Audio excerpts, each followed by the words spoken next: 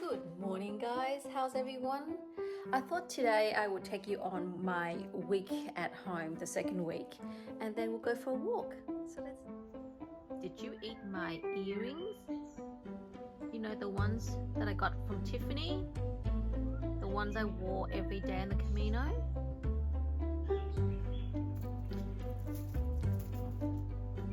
I can only find one earring. So what happened to the other one, huh? Hey, Missy. Do we need to go through your litter box?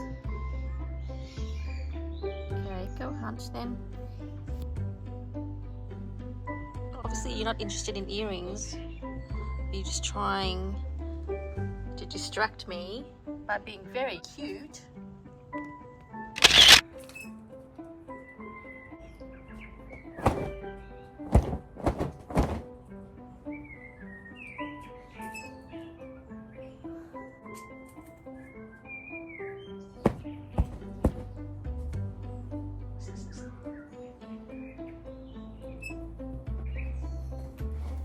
The shorts.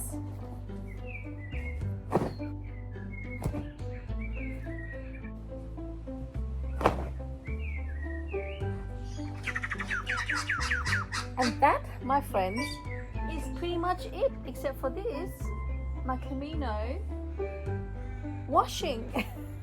There is something to be said about being very, very light. Well guys, now that the housework's kind of done, I am now going to make myself a coffee. I believe that paying $6.50 in Australia, Melbourne, for a good cup of coffee is a bit too much for me to want to invest in at the moment. So with all my coffee contribution from you guys, I'm putting it into really good coffee beans so that I can make them at home. Now, my homemade coffee are not very good, but I think it might be potentially a bit better than, say, the Spanish coffee. Thank you, Irma, for my coffee today. Waiting for the coffee to boil, but also want to point out that I am looking to get some Portuguese tiles to replace that. So I really do like the tiles I saw in Lisbon a few years ago, and I might wait until my next Camino to decide what that might look like. But yeah, I think that would look really lovely. All along there, something blue and white. Jesus, what a mess. Filming with one hand and then doing things with the others never fare well. Oh, it's just quite perfect. It's not a bad colour actually. Cheers everybody.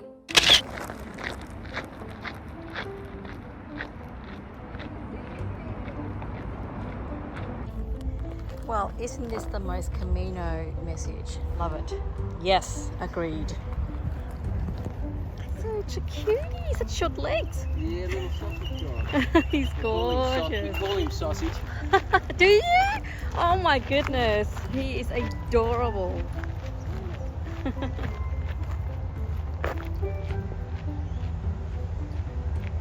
Sausage, the name is.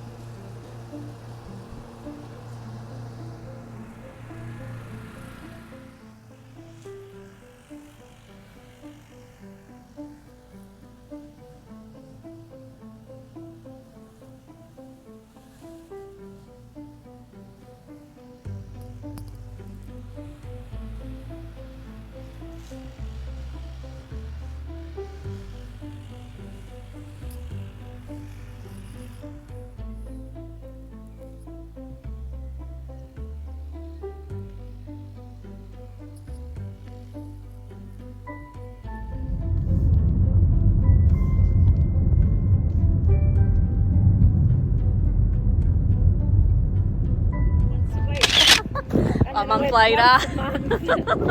Oh, this is they're not seagulls, are they? I don't know, but the thing is, I think the water here is quite rough. Oh, that. How beautiful is that?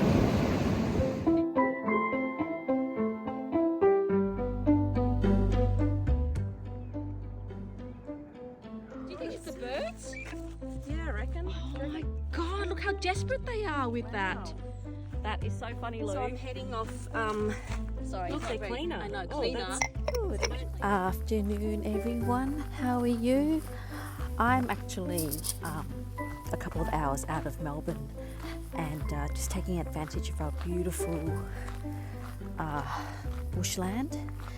And I'm heading towards the beach, so I thought I'd take you along with me so that you can see what a wonderful place Australia is, but also to showcase to you that I am actually still walking, although now my Camino is a couple of weeks behind me.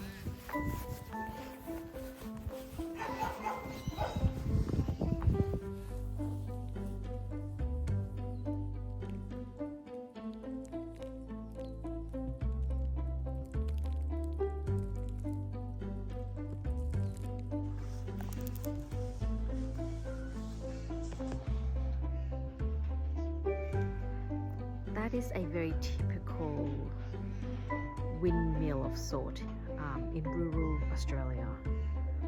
I don't know what its job is, but it adds to the landscape.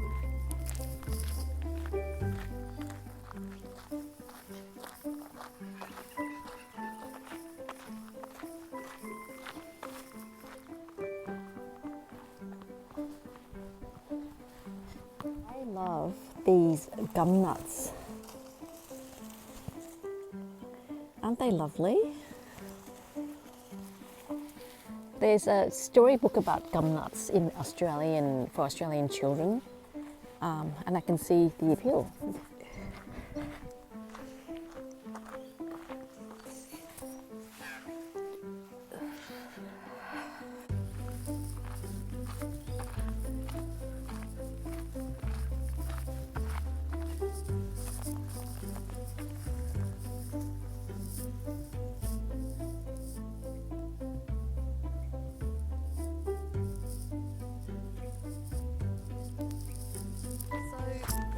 Today and on my walk to the beach, because that's where I'm going at the moment, I want to talk a little bit about how does one get those Argentina blues, and I'm going to give you several reasons or several sort of ways that you can do that. Okay? Number one, just keep walking. Every day, ensure that you maintain the new slimness of your legs from the 800 kilometres you have just smashed out by walking every day. It doesn't have to be a long walk, it can just be 3 kilometres. I'm calling it to be 3 kilometres because I think that's like a walk, you know. I mean, look, you know, if you can't walk 3 kilometres, I think just do whatever you can, but just get out and keep walking. If you keep walking, you will keep the blues away. I think a viewer actually on my YouTube channel said that to me, and I just think that that's an extremely smart thing to say, and that is extremely true. Just keep walking. So every day I've been doing at least 5 kilometres, and it could just be around the neighbourhood, or you can just mark yourself a destination and get into your car, get to the starting point that you and you might reward yourself with a lovely lunch at the end of it, or dinner, or coffee, or a drink, and just get out to nature and just bring back the Camino too. And this is actually inspired by Margaret. You know, my lovely friend Margaret, now in Manchester, is she's a baker and she is very good at baking cakes. And so she just posted on Facebook some lovely Santiago tarts, and she was talking about making a Basque cheesecake. And I didn't tell you this, but that is like one of my favourite cakes, the Basque cheesecake.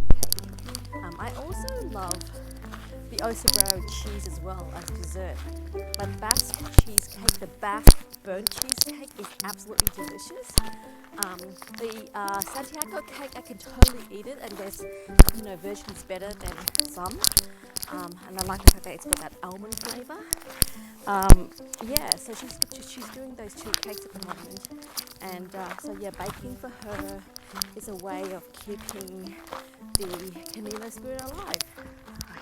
We're heading up a hill now that's going to go down to the most lovely. So I was talking about basically getting yourself onto another route if you've already done the Camino Frances, which I believe should be your first one, but that's just my opinion. Your first one should be the Camino Frances, and your first one should be on your own. You start off as a solo traveler. So whether it's the Norte or the La Puy or the Primitivo or the Portuguese, just plan your next one, and so you have something to look forward to. And I think if you plan it, you do it, and even if you set yourself 2 to 3 years, I think it's a great goal. Here you go, guys. This is what I'm talking about. This is one of my favorite beaches in Victoria, which is the state that I live in Melbourne. Well, Victoria is the state and Melbourne is the city, but this is one of my favorite beaches. I can't really tell you exactly where it is because I kind of want to keep that to myself for now, but it's a really lovely beach that the waves are not as strong as the waves in Lucia, but they are a steady presence. The point is, it doesn't really matter where you are or which beach you're at or which park you walk through. What matters, I think, is that you just get out and enjoy nature. I don't know, I find it very soothing just to go back to nature, and you can hear yourself then. Just go back to nature, but walk, because in the cadence and the strides of walking, you're becoming a lot more conscious of your inner voice. For some reason, it works for me.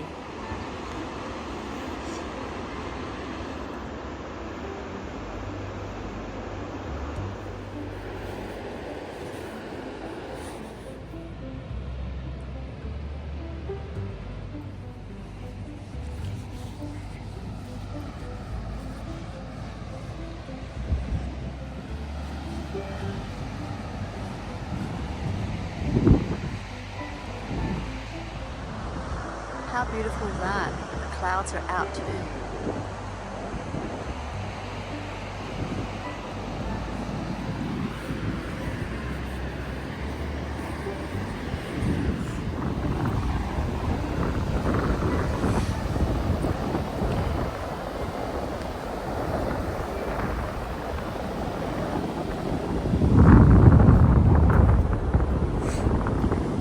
There's people up there yonder, but it's pretty quiet today. There are people up there though.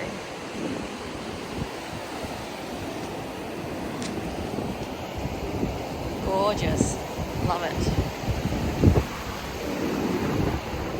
Woo! Shit. Sorry, didn't mean to swear. Don't really fancy getting wet at the moment.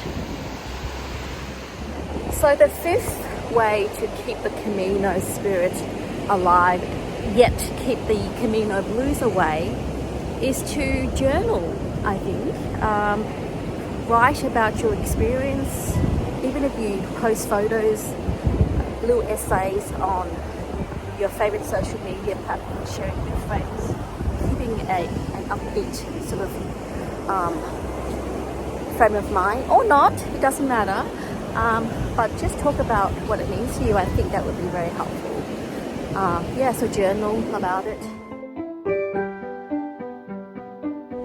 And another, probably the last reason for today of how to keep the Camino blues at bay is to go into outdoor shops. I don't know about you, but I've been going to a couple of them. And for me, it's not to buy, because you don't want to be purchasing gear that you're not going to use straight away. I don't think so. I mean, unless you've got a Camino coming up really, really soon. But it's more about researching the market so that you can really pare down on your gear. Like, I am sure that there is a better water bladder out there for me. And I'm also on the market for a smaller backpack, 24 litres, because the next one I'm going to do, I'm just going to be really ultra light. So yes, 24 litre backpack. Might be an Osprey one, I'm not sure. I'm looking at some Deuters. But yeah, 24 litres, and it has to have a good little sort of hole to put my water system through, because I'm always going to walk with poles on my Caminos, and so I do want to make sure that I have access to some good water. So yeah, look at outdoor gear and just keep researching. So there you go. I think 7 or 8 ways to keep your Camino blues at bay. It might not be very helpful, but at least it's something for you to ponder about.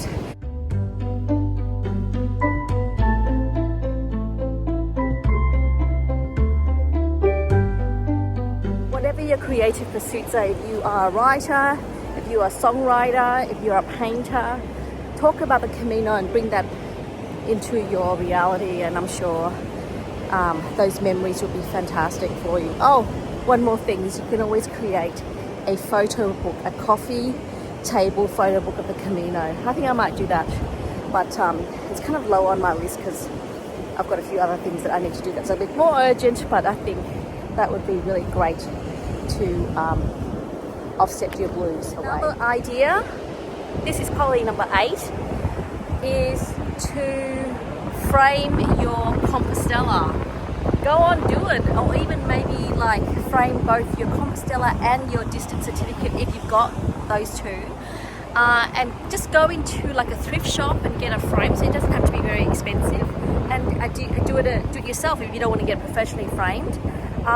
Maybe get an extra large one so you can fit 2 certificates, and then you can also put like your favorite 3 or 4 photos of yourself, maybe any kind of tickets that you got that you may have kept from the Camino, or any memorabilia like a patch that you may have bought, and just make it into something that you can hang near you, so that well, not near you, but anywhere you would like to, so that it can be a reminder of the great achievements.